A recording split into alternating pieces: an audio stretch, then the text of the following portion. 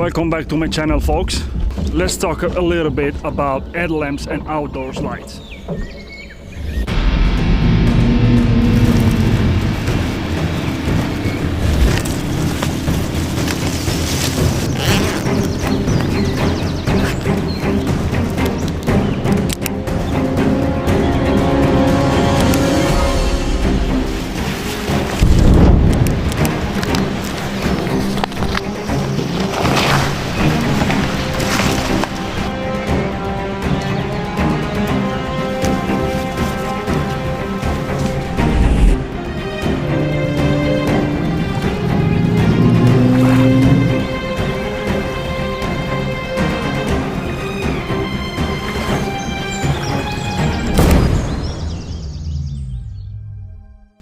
I truly hope you enjoyed this first short commercial that Erika and myself made for the Self-Reliance Outfitters new headlamp, which is called UL Scout headlamp.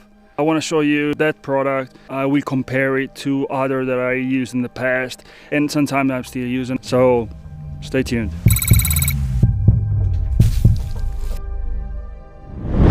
First, I hate hand lamps.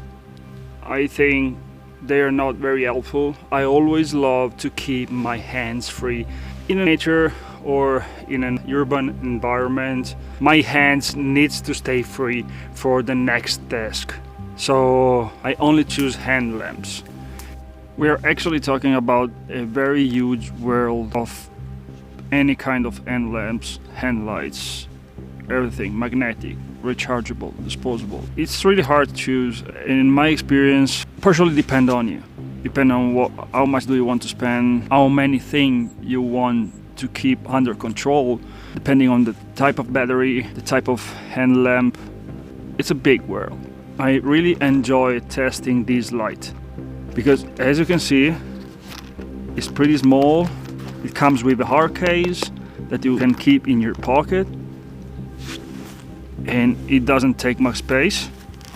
I really love the Velcro strap designed by Wazoo Survival Gear that will allow you to attach your headlamp on a backpack. If you have a military cap with Velcro on it, you can attach directly there without using the headband, which is really cool anyway, pretty simple, it works. The second thing that I really like about this one is the fact that it's pretty light.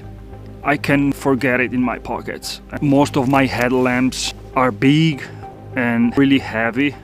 They are very powerful, and I want to also talk about it because the fact that these have 500 lumens and this one has 1000 lumens doesn't mean that this one is better. Because when you have powerful lights, you have to be more trained to use them unless you want to be blinded by yourself or blind others around you. So they're tricky and way more expensive. And as you can see, the size, it's definitely another story, right?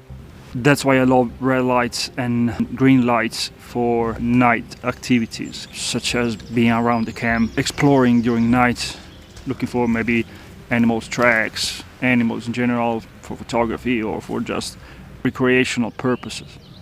Red lights can be less disruptive and distracting.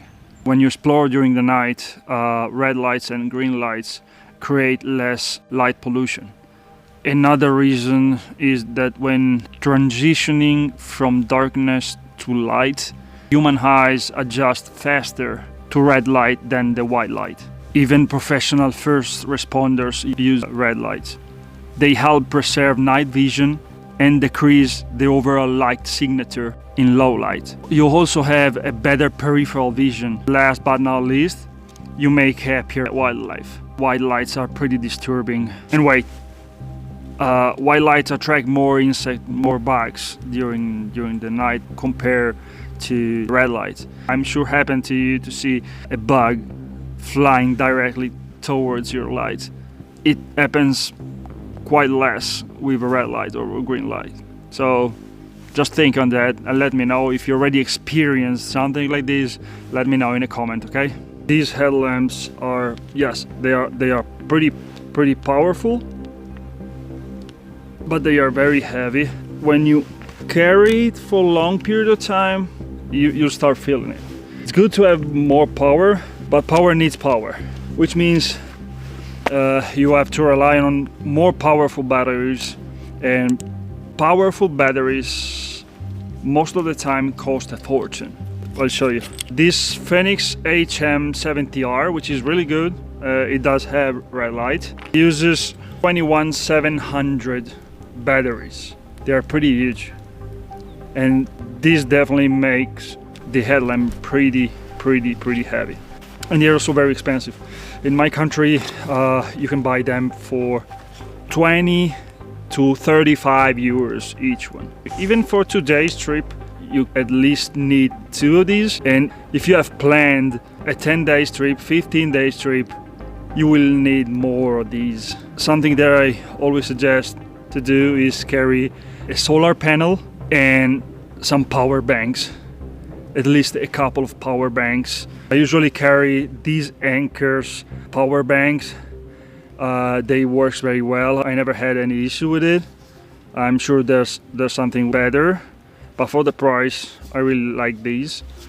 I also like Goal Zero. It's more expensive, but their power banks are pretty rugged, so it depends on how much do you want to spend, your budget in general, and what kind of trips are you planning. The new Pathfinder Scout lamp has a built-in battery that can be charged with a normal USB.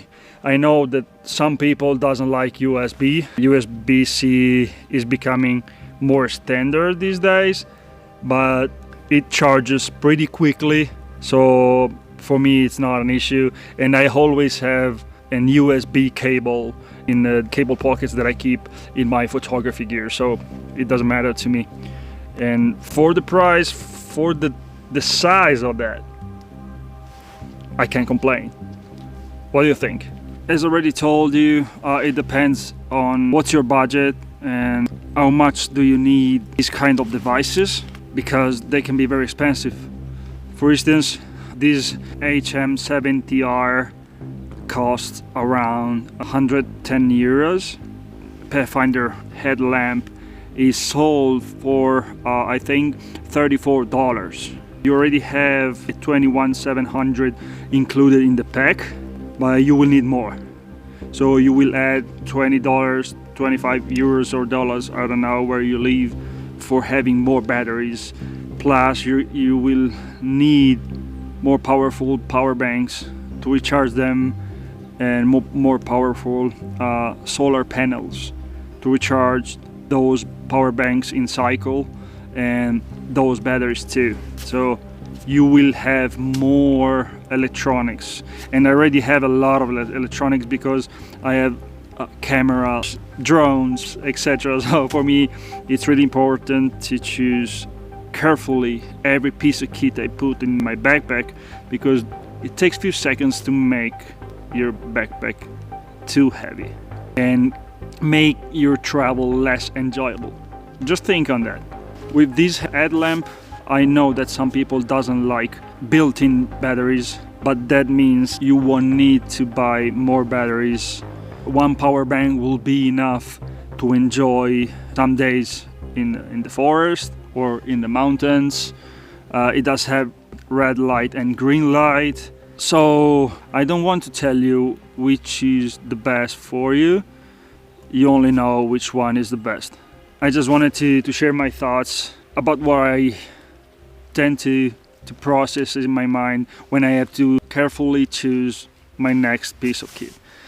At the moment, all the other headlamps that I have from Fenix, from Nightcore, etc., gonna stay in my house. I will keep using this one, and every time I go out in the woods shooting or just wandering around, that's my go-to headlamp for now. In terms of survivability, I will choose an headlamp with a built-in battery and a very good solar panel, or an headlamp that uses disposable batteries, because if something happens, you know, the apocalypse is coming, bullshit. But for emergency, let's say in that way, having the chance to find a pretty common battery for your headlamp, for your gear, almost everywhere will be smarter, that's for sure.